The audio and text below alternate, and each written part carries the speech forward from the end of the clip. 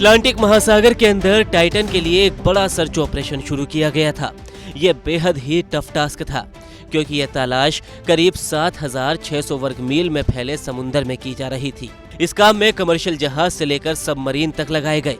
America और Canada की rescue team समुद्र के अंदर और बाहर छोटी सी पनडुब्बी को ऐसे ढूंढ रहे थे कि जैसे मानो भूसे के ढेर में कोई सुई खोज रहा हो। टाइटन के सर्च ऑपरेशन में तमाम मॉडर्न टेक्नोलॉजी झोंक दी गई।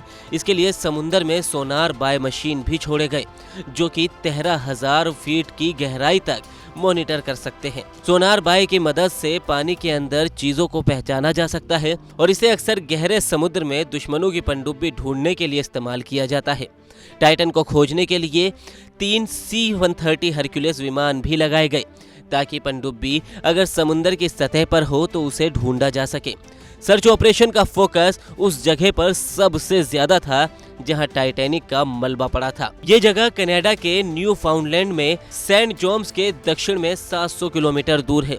सर्च ऑपरेशन में वक्त बीतता जा रहा था और लोगों के दिल की धड़कनें भी बढ़ती जा रही थी क्योंकि टाइटन पनडुब्बी का ऑक्सीजन हर घंटे कम हो रहा था। लेकिन 96 घंटे बाद ऑक्सीजन के खत्म होने की आशंका से ये उम्मीद भी टूट चुकी थी। टाइटन की खोज में ROV की भी मदद ली जा रही थी। इस ओडेसस 6 के ROV को अमेरिका की एक कंपनी ने बनाया है।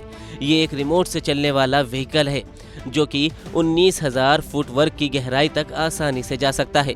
इस मशीन ने 21 फुट लंबी टाइटन सबमरीन की तलाश के लिए टाइटैनिक जहाज के आसपास के पूरे समुद्र को छान मारा और आखिरकार ओडेसस को टाइटन पनडुब्बी का मलबा मिल गया जो टाइटैनिक जहाज से 16,000 फुट वर्ग की दूरी पर मौजूद था। टाइटन का मलबा मिलने के साथ इस बात की भी पुष्टि कर दी गई कि इस पनडुब्बी में सवार सभी 5 लोगों की मौत हो चुकी है। लेकिन बड़ा सवाल ये था कि समंदर के अंदर टाइटैनिक के साथ आखिर यह हादसा कैसे हुआ और क्यों हुआ। तो चलिए एक नज़र इस पर भी डाल लेते हैं। दरअसल 18 जून की दोपहर जब टाइटन अटलांटिक महासागर में उतरा तो उस वक्त सब कुछ ठीक था। पनडुब्बी में 96 घंटे यानी कि 4 दिनों का ऑक्सीजन था। पनडुब्बी जब पानी में उतरी तो उसे सपोर्ट देने के लिए समुद्र की सतह पर मदरशिप यानी कि वो जहाज भी तैनात था जो पनडुब्बी से लगातार संपर्क बनाए रखता है। बताया जा रहा है कि टाइटन के समुद्र में उतरने के करीब 1 घंटे 45 मिनट बाद अचानक उसका मदरशिप से संपर्क टूट गया।